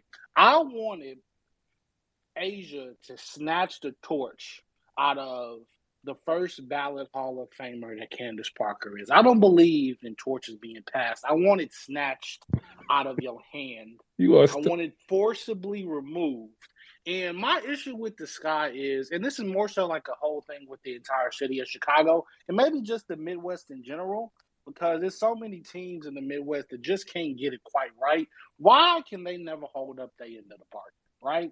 Chicago teams and Midwest teams in general have not been able to hold up their end of the bargain, because I was supposed to see A'ja Wilson on the high post faced up one-on-one with Candace Parker, giving her that work, Chris. That's what I wanted to see. I was looking forward to that on this Sunday. Now I'm going to have to watch some stupid basketball game because I don't want to just watch my beloved Las Vegas Aces. They used to be the San Antonio Silver Stars that played on the east side 5 minutes away from my apartment growing up. I don't want to just watch them dominate. I don't believe in that disrespect. So, Chris, I'm probably going to watch a stupid football game come Sunday because that's not going to be good basketball. That's going to be like – what I think is going to happen Sunday is what happens whenever you play in 2K with your little cousin and they got the controller and you up 100-2. I don't think it's going to be a good basketball game. I think that my white girl is better than their white girl, so I think Kelsey going to hoop. I think that Asia might go for – I want a good, 22 and 11. Don't do too much. You know what I'm saying? Let's keep it respectful. Let's keep it close for the kids. Because listen, at the end of the day, this is an investment from the league, and they need, at least – I would like for it to at least go probably by what, Chris? By 4? Let me get 4 or 5 games out of it, maybe. Because you can't just sweep it up, Chris. So long story short, man, while I am excited that my Las Vegas Aces will be champions very soon, I'm a little bit disappointed, man, because I wanted that moment. I wanted that moment, Chris. I wanted Asia, Candace there, and now I'm just gonna get Asia. Really practice a scrimmage for the title. Because this is going to be a scrimmage for the WNBA title. That's just nasty work, Damo. My mama says y'all ain't a real basketball fan if you ain't watching that game on Sunday. That's what Mama Beulah said. Yes, my mama's name is Beulah. Thank you. All right. You heard Miss Danny, tell Miss Beulah I'm sorry. I don't like seeing bullied. I don't want to watch nobody get bullied. Speaking of getting bullied, fight back. Speaking of getting bullied, somebody who had been bullied because he is a Sparks fan, that is Edwin Garcia, ladies and gentlemen. Good morning, Edward. I hope you are not drinking a pumpkin spice latte. I have a feeling you are, and just know you are being judged right now. Good morning. Technically, no. I'm not drinking a pumpkin spice latte yet, but I probably will get one later. I'm so bummed. I stayed up late last night because I had to watch the game. I was at the football game, and being a Rams fan, I agree. The NBA and WNBA are better than the NFL. That might have a bias because we lost yesterday, so that might be why I feel the way I feel. So I had to rewatch the game late last night, so I didn't go to bed until 4 a.m. And I set alarms, and I still missed that first hour of space, so I'll definitely be checking in later. I have a quick question for you, Chris. Did the sky get packed up appropriately during that first hour? Yes or no? Can you please elaborate for me? I will say no, but we understand why. My goodness, I can't believe the choke job. That was Phoenix Sun-esque. How do you get 18-0 at home? It boggles my mind. It was unbelievable. I couldn't. I wasn't watching the game, so I just kept refreshing the score. I'm the kind of person when I can't watch a game I want to watch, I refresh the score incessantly. So I actually put a timer on my watch, so I wouldn't do that every 10 to 15 minutes versus every second, while I'm somewhere else. So I controlled myself, and I just couldn't believe it when I checked the score to start the fourth quarter. I'm like, it looks like the Sky have it. People were talking in the timeline, oh, Sky got this. I'm like, okay, cool. I put the timer for 10, 15 minutes. And when I did, there was a minute left in the fourth, and the Sun were up 4. I'm like, what? I couldn't believe it. I rewatched that fourth quarter so many times. I just want to give the Sun their credit. I don't believe it was the Sky losing or that's a choke job, but to choke, someone's got to choke you out. You know what I mean? And they got choked out. That's what happened. They got absolutely dominated on the boards, which happened all series long. They lost 43-28 on that battle. The Sun were perfect from the free throw line as a team, 16-16. That was incredible. And Jonquel Jones, who was a player we were talking about, and I said, you don't know what you're talking about if you think she needs to be off the starting 5 and out of the rotation or switched up with Brianna Jones. No shade to her. She's an incredible player. But this is why. Guess who had 15 points? Jonquel Jones, tied for the most in the game. Guess who had 10 rebounds? Jonquel Jones, tied for most on the Sun team. She had 2 blocks including a key block against Emma in that 18-0 drive. When she was trying to hit a 3, she went up there, she blocked it, she got some key rebounds. and she had 5 in the fourth quarter, which doesn't sound like much, but that's as much as the entire city of Chicago had in that fourth quarter with the season on the line, by the way. So that's the kind of player she was. Evans was never going to play for this guy. Why? Because Wade just doesn't like her right now for whatever reason, hasn't liked her all season. And, that was decisions that he made. So I'm just incredibly impressed with the Sun. I still didn't pick them to win. I was picking Chicago just because I was just not going to pick against Chicago. I was always going to go against the Sun because they scare me.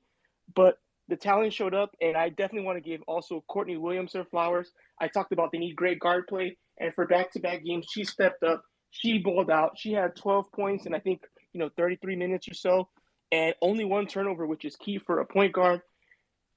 Just hats off to the Sun. They were incredible, and they ruined the party. We all wanted Aces, Sky, but you have to win against the team in front of you, and the Sky have no excuses. They had 2 opportunities. They were up, double digits going into the fourth, and they absolutely choked it. They choked it. Parker walked off. The last time I saw a star walk off like that was LeBron, and he did not get the grace Candace gets. But again, NBA, Twitter is a little different from WNBA because when LeBron walks off like that, it's sore loser, blah, blah, blah, don't know how to lose, fake hero, all that stuff. But, I'm definitely glad Parker doesn't get that kind of slander. But it is interesting seeing it, talked about differently here. A lot more compassion, but maybe that's because there's more Sky fans. But, yeah. You laying it on a little thick right now. Jesus. Ladies and gentlemen. I just want to know how we got to LeBron. We've he's a Lakers fan. We've opened up the funeral services, ladies and gentlemen. The opening eulogy was given by Edwin Garcia. You can find Edwin Garcia over at eCreates88. He's working with the pettiest Lakers fan. And, believe it or not, he is pretty damn petty as a Lakers fan. The name actually fits, and he does great work. So make sure you check out Edwin and Petty. They just talked to Ice Cube's son. Great convo about life. And by the way, he's funnier than his father. Ice Cube's not funny. He has to work hard to be funny. O'Shea Jackson Jr. is just funny. You know what was really funny? That 18-0 run last night to end the game. That was really funny. As we are here gathered to say goodbye to the Chicago Sky for this year. Make sure that we get our parting shots for the Sky. We will go first to Danny D. Man, I still can't believe it. I woke up this morning, I was like, Jesus, I still can't believe that mess happened. I mean, this is like when everybody thought Kobe and LeBron were going to make it to the finals, and like the Nike commercials kept on predicting, and it never happened. So I will never see Candace play against Asia. And I guess that's just the way the cookie crumbles. You can't play with your food. They should have finished them off in game 4 like my Aces finished off the Sun. Not the Sun, the Storm. Too many S's. In game 4. You was right. They should have finished them off. They handled their business at game 4, and they went home and they rested. But I don't know what happened. I don't know. I'm still in shock. Chicago, help! What happened? Jasmine, you want to add anything for the last shot for the Sky as we say farewell and goodbye? Listen, I came on here being respectful the first hour or whatever because that's what we was doing. But y'all can't turn up on Chicago like that and make it just seem like Connecticut was just out here hooping. It wasn't. We said it time and time again. Chicago beat themselves. They put off the gas. They got comfortable. So all this Sky slander, even though I'm an Aces and Asia fan, we're not gonna do that. Let's just have some level of respect or whatever, the little politics. But I mean, Sky gonna bounce back. To me, I feel that Candace is gonna come back. I'm not okay with her saying that she's gonna walk away from the game because I don't think Candace is gonna go out like that. Because then everybody's gonna try and use that for the tail end of her career and you went to TV because you lost and blah, blah, blah. It's not happening. She'll be back. And I mean, look, Connecticut just better bring their A game. I don't really have nothing to say about Chicago because they didn't look like themselves from the beginning. They haven't looked like themselves since about game 2 or 3. So I mean, it is what it is when it comes to that. All right. Pretty Cam, do you want to add anything as we say farewell to the Chicago Sky this year? Well, you already know I'm a Sky fan, so I've been very much pissed. I couldn't sleep last night for this. But it is what it is. Connecticut, hats off to them. We messed up, like everybody said. That game we should have won. Game 4, we should have put them away. We didn't have no energy. James didn't make any adjustments.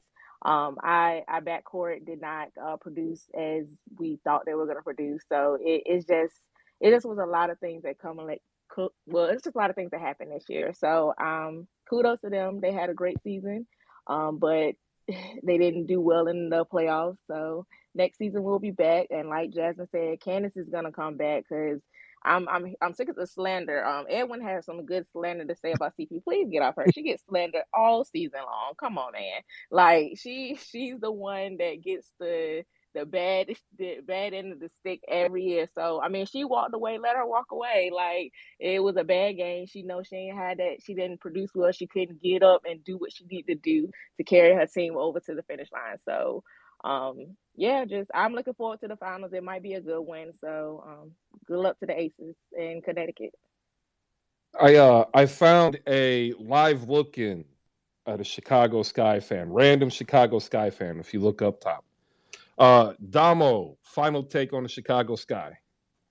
Not necessarily take on the Chicago Sky, but on 808, 809, whatever that man's name is, I just want y'all to see that he's ducking smoke again. Anytime smoke is to be found, he is not around. Y'all can use that. You ain't got to pay me no points for that.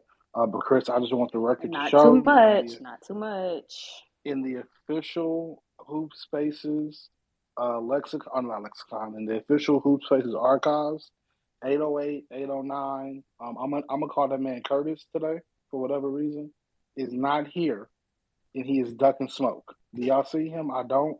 I want this one-on-one to happen. I'm not.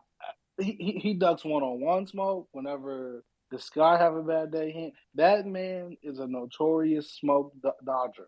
He's probably working. How Trump was a draft dodger, he's a smoke dodger. I'm working right now. I am looking at my laptop, looking over a proposal deck for licensing as we speak. Well, he's right here in front of me. Hey, all I know is we're talking with the people who are here.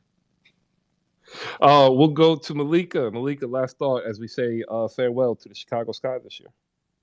I don't think Candace is going out that way. I think that I think she's going to assess her level of play. And in terms of going out that way, I disagree on some of the comments made. Candace is a 2-time champion. She has made her bones in this league. She won the championship last year. Like, if she does decide to retire, I think she can hold her head up high. That she did her thing in the W. She shook it up. She shook the table. She brought a championship home to Chicago. She did her job. She did what she was supposed to do. And she was already in the booth before the season even started. So, I mean, doing her thing, killing it on the men's side. So I disagree with the narrative that was being painted. But I do that opinion. But I do see Candace. I see her playing she played at a high level this season. So I don't see her retiring necessarily. I don't see her retiring. I see her going back to Chicago, but James Wade needs to make some adjustments with some of his decision making, especially like not playing Dana Evans. They are 11 teams in the W that can use Dana Evans on the court. And, like if you have some players in this league that do get playing time, that, you know what I mean, that are, maybe a little shorter in stature, if they still play, you know what I mean? Like, what is the problem? Like, Dana Evans can get hoops. Maybe she doesn't fit his scheme necessarily, but he needs to figure that out because I think there are places he could have put Dana Evans in the game that could have really helped Chicago in some of these stretches. But, blessed to Chicago. We'll see them next season. But I think the W in the offseason is going to be interesting because we've been seeing some interesting comments in these exit interviews, like Gabby Williams yesterday, a little bit of Breanna Stewart, about the fining that's going to be taking place if you show up late next year due to the new CBA. I mean, Gabby Williams is blunt. Look, then basically overseas is paying her check. He's paying her bills, and I got to just if the W they're gonna be fine, and then I won't be playing in the W. So it'll be interesting to see what happens in the off season. I think the off season is going to be fireworks. The next series, I'm not ready to. Like I said, I don't see sweep. I don't like with Domo talking about how easy it's going to be. We need to watch. I mean, it's not sexy to some people, but they play good ball, and they Preach. have a strong front court. And I do think like they have like their guards. I think they could defend. I think it's going to be interesting to see what they do with Kelsey, with not Kelsey, with Kelsey. I think it's going to be interesting to see how they impact that game and how much time Quanah Williams gets. I think it's going to be an interesting matchup. I think these games are going to be tight. If you watched them at some point during the season, you saw, how tight, some of those games were. I don't think it's going to be easy. I just think people don't think Connecticut plays sexy ball, but they can ball. And I want to see a good game, so I will be watching the W finals. Yeah, football is on, but you know what? Football going to be on all day. They'll be on before the game. They'll be on after the game, so I can get to that then. And that's all I have in the W until you get in. And let's go Aces, only because I love Asia and I love the Aces team. But I wouldn't mind seeing Jonquel because she had a tough season. I feel like people, her play was off and on this season. So to be nice justice for her and her team to get with Aces getting all this lore and getting all these awards and so much talk about the Aces. If the Connecticut were able to steal this championship, they will never live this down, and you will have to give Jonquel her flowers. But And that's all. will rule the world if Connecticut wins, right, Malika? It would be big if they were able to pull this off. I'll say that it would be a big achievement for them. But we'll see.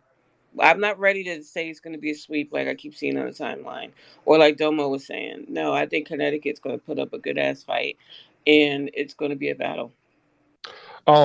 So earlier this year, the Golden State Warriors went on a 21-0 run in the finals. The Connecticut Sun went on an 18-0 run in the last 4 minutes and 41 seconds. I'm just saying two separate stats. They don't correlate to anything. I just wanted to add them in the same paragraph. We'll go to Edwin and we'll close out the W. To the victor go to spoils of Reba and the Connecticut Sun. Edwin, what do you got? Last thing. Can I get the funeral music, please? I have a few words I'd like to say for the dearly departed. Okay. There you go. The Sky expired late yesterday. They weren't able to put up much of a fight going down 18-0 in that fourth. And I don't believe in – I'm not a very religious person, but when we're talking about the basketball gods and talking about playing with your food and you become the food, I think there's a moment of reflection today with what happened with the passing of the Sky. I think when your season low is 63 points and you achieve it in game 1 and game 5 of the most important series so far, that's something to reflect on. Being beaten on the boards decidedly in every single game of the series, regardless of win or loss, is something to reflect on. And I'm going to tell you the way Chicago rapper Common told me at the end of E. In the Shy, we even root for a garbage team. Wow. Ladies and gentlemen, Edwin laying down the hammer. What's really funny is he covered the Sky. Yes, I did. I love the Sky. I covered them for many years. People don't know. Yeah. I always have a soft Sky spot in for them, but Sky in the Sky, right? Or Sky in the they have to get the smoke. The Sky are also preserving themselves. So Yeah, well, to be fair, the Sparks got smoked because of Derek Fisher. Yeah. All right. To the victor goes the spoils one last time, ladies and gentlemen. Last night, Game 5. The Connecticut Sun defeated the defending champions, the Chicago Sky. Reba, go ahead. You got the closeout of the WNBA today. I can't wait to hear what you got. I don't have anything to say, but Greg Jones, the second, is in the room, and he's in Dana Evans' camp, and he said he would like to speak. So if you can find him, he can have my time. All right, Mr. Jones. There is a button down at the bottom that you need to hit, so you can go ahead and request the mic. Makes it a lot easier. I got him. I found him. All right, there you go. Gregory Jones II. There you go. Yeah. All right. Shot him a follow too, so it'd be easier to see him. Mr. Jones, welcome to the stage. Good morning. I hope you are having a decent day. How I'm you good. doing? I'm good. I just because I've been in and out. We're at a parents right now, so I'm Dana's manager, and the narrative of her being too small, like I don't know where that came from, but how can you be too small this year but wasn't too small last year when they won? Oh no, I'm with you. No, I mean I've paid enough attention. I know where you stand and who you were. I'm just saying you're and in media we have to be careful, especially with black women, how we paint them and how we describe them, because that becomes contagious and then that turns into some people's reality, not Dana's, because she don't care. She's a professional of professionals. She goes out and does her job. You don't hear her say anything because that's how she was raised. That's where we come from. We're from Gary, Indiana. We're right up the street from Chicago, so we understand how to read a room. In this situation, is it unfortunate that they lost? Absolutely. I mean, she wants to win just like everyone else, but the thought of her being too small is funny. She's probably the only player in the W with her skill set of being her size that can stretch the floor from wherever she wants to, can get to the rim, can find people, but also could turn around and pick someone up 94 feet. That's a special and rare talent that majority of the WNBA don't have. I agree with you with that one too. Question: If she's available, what would be the best fit in your mind? I mean, the best fit is where she's at right now. I don't speculate or look ahead into like the future. She's where she's at because that's where she should be. If things change in the future, then that'll happen. But I think everyone sees her value and knows her value on and off the court by being so close to Chicago, but also being an individual who kind of transcends off the court as well. I mean, it's not that many individuals in the WNBA as far as, let's just keep it where it's at, black women in the WNBA that have some of the visibility that she's had, and this has only been her second year in the league. Yeah, no, I actually I remember when she was basically snubbed for Miss Basketball in Indiana. Yeah. So you understand how that goes. Yeah, I'm just south of Indy. Like I was I was here. So for I mean, it. so Like, this is something that she's dealt with her whole life. I think this is also something that has shaped her as far as her character, her personality. Iron sharpens iron, and I think she's better off for it because I mean, realistically, how many players can you name that probably would be in her shoes that still keep her head up and be professional and just go about her day and do a business? That's a fair point because honestly, what she's probably had to go through in terms of being doubted, similarly to like Isaiah Thomas, not Zeke, the IT2. I'm with you. If you guys don't know, go ahead and shoot Gregory Jones second to follow here. Reba, you got something? Go ahead. I know Greg can't say it, but I'm going to say it. For the last 2 weeks, I've been saying Dana to the fever. And I want her and Destiny Henderson to take over and turn that franchise around because with the visibility, how they play, how dynamic they both are, they can turn that franchise around quick. Especially with Dana being from Indiana. Like, the Fever can become one of the best teams in the NBA as far as marketing and whatever. They'll learn how to win later, but I think it's a great move. But I like her in Chicago. I honestly think James Wade knows what he has in his hands. So while he's playing, I don't know what's going on with him while he's playing, his hands are probably tied. You got two great vets, and then you got a European player that you trust that you've seen play through all different levels. So maybe his hands are tied with that. But I think James Wade knows what he has in Dana, and that's why she's still there. And probably will be there. I don't think he's letting her go. He's going to figure out a scheme to get her in the game. It might not be point guard, might be shooting guard, but I seriously don't think he's letting her go. He knows what he has. He's just not finding a way to use her right now. I don't think he lets her go either. In fact, if anything, I think his goal is to roll over and have Dana be one of the leaders of the next iteration of what the Sky are going to be, because what we know is that they're not going to be what they just were. It's just not going to happen. Greg, thank you for coming up. And I had to ask, I just felt like it was an opportunity, but I don't blame you for not answering. Anything that you want to add in what you've seen so far in the WNBA playoffs, and what do you expect for the finals? I think it's going to be a interesting finals. I do have Vegas winning. I think they're just like a fine oil machine at this point, and they're playing for something. We see this every once in a while with certain teams, and it's universal across all sports. When teams are playing for more than just the game, you can tell like they're playing for the disrespect that Asia gets. You can tell they're playing for the disrespect that Chelsea gets. And they're now playing for like legacy. They're not just playing for this 2022 season. I feel you. Danny, go ahead. Hop in here. Just one more thing here. Some stories to the game. 2 franchises going for their very first title. Last year's MVP, this year's MVP, going against each other. The Aces, the way they're constructed, have a potential to be like the great Houston Comets were.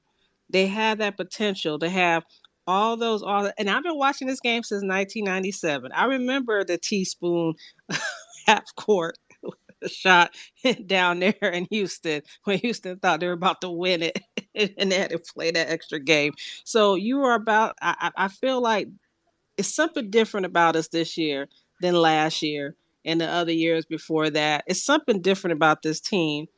And I think they know they can do this. That series against Seattle was tough. It was a tough series for us. And even though we won in 4, and I'll give you my prediction. I said Aces in 4. I'm not being disrespectful. I'm giving y'all Connecticut a win. I don't know. It may come in game 1. We may come out lax, and y'all may come in there in rhythm and beat us in game 1. I wouldn't be surprised. But that's the story. 2 MVPs. Last year, this year. 2 franchises seeking their first title. Their legacies are on the line here. People talking smack about them. Chelsea Gray wanted to get her teammates a taste of victory because she's been there.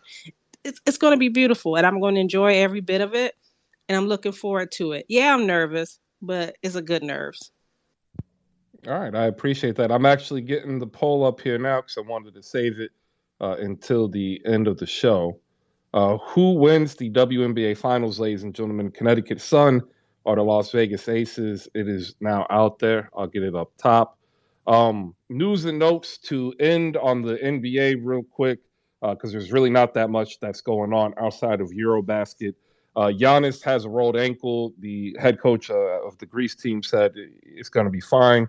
No news there. Luka, Giannis, and Jokic are leading their teams to victory. But I wanted to point out a couple of other players who have done some pretty good things. Furkan Korkmaz from Turkey has had a couple of good games. And then also Yusuf Nurkic, not really having a great Eurobasket tournament. If you haven't been following what's happening with him, apparently there are 3 or 4 players sharing a bed while playing at the Eurobasket tourney. So, my heart goes out for him if that's the truth. Danny Ainge opened his mouth and said words, and I still haven't figured out exactly what these words mean. But apparently, in trading Rudy and now Donovan, it was a rare opportunity to maximize our ability to get quality talent and picks to best position us moving forward. We have a plan in place to help us assemble the championship team our fans deserve. It will take time to craft our roster. We all understand the work ahead and are committed to our vision. End quote. I don't know what that means because, like, with Rudy and with Donovan, y'all were a top team in the West for years. And, like, the last time I checked, a whole bunch of rookies and picks don't win championships. So, like, I actually want to know what that vision is. We'll never hear it because he'll just open out his mouth and say something that we don't know what it means.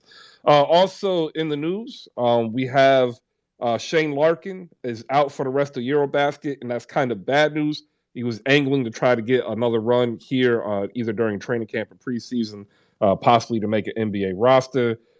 The actual Donovan Mitchell trade was confirmed yesterday after successful physicals from all players. Also, Maxi Kleber signed a 3-year, $33 million extension. DJ Stewart signs with the Sacramento Kings. And in the most erroneous non-story story, everybody knew that the Lakers were never involved in a 3-way trade with the Knicks and Jazz. It was whether it was with the Jazz and the Pacers. We understand that. But for some reason, people are talking about that today. There you go. That's it from the NBA side. Nothing really much to talk about. Patrick Beverley was throwing absolute grenades at his press availability or whatever interview it was when he was putting on the Lakers gear. I urge you guys to just go on YouTube, search out some Patrick Beverley because the man is a national treasure. I'm going to be sad the day he retires. And before we head out, Jose popped up. He wants to add something. Jose, what do you got? Yeah, real quick, if you could hear me, sorry, I'm at work. But we on 77 Spaces had Chris on for an interview. So if y'all want to check that out, it's recorded, it's on the page. Just check out 77 Spaces interview with Chris. I think y'all will enjoy it. We got Chris a little bit out of his element. He admitted he loves cheesecake and he loves Batman. So if y'all want to check that out. Whoa, that did not happen. These are lies, sir. Absolute lies. They're artificial truths. Well, an artificial truth is a manufactured vision. So yeah, it's still a lie. And Chris, before you close out, I just wanted to note real quick that I will be having a space discussing the N1 documentaries, both the Untold and the 30 for 30 on Wednesday at 8. I have the invite in the Jumbotron. And last night, or the night before last, I held a space on the Tim Donaghy, the Operation Flagrant Foul. That discussion was lively, talking about the referees, with Edwin co-hosting, talking about the refs, the power they have over the game, and David Stern and how he managed the game and how he was like basically like like David Stern. We need a documentary or a deep dive into David Stern that looks at both parts of how he managed the league. So that discussion was the other night. So I have that up in the Jumbotron as well. So check me out. Question, Malika. Did y'all end up the one that I wanted to talk about if I was able to make it and I wasn't was Troy Jackson. Did you guys bring up Troy Jackson? No. All right. So does anybody know who Troy Jackson is? No. Okay. He is the younger brother of Mark Jackson, right? And he played on the And One tour, and he was listed. Okay. Oh, we're going to talk about Troy Jackson. We're going to talk about N1 this Wednesday coming up. Oh, okay. That's this Wednesday coming up. The next one that I'm doing. So Troy N1 is Mark Jackson's younger brother, and if you put them next to each other, you would never believe it in your life, ever. Troy's like 6'10", 400 pounds. Yeah, Escalade. Yeah, Escalade, and like he could hoop. I saw him in person. Like, to see a man that size do what he was able to do was just absolutely insanity. Anyway, there we go. You said Wednesday? I'll be at swimming. Won't Wednesday. be home. Yeah, I'll be. We get done. Swimming practice is done at 8:15. So like we'll be walking in the door like at 8:40. So maybe I can catch the last 20. Troy Jackson was dope. All right, ladies and gentlemen, that was your week. I hope you had a good one, and I hope you have a great weekend. And remember, if you do want a great weekend, stay away from French fries. Like, all you're doing is settling. That's not being great. That's settling. Don't settle. Be great. Peace out.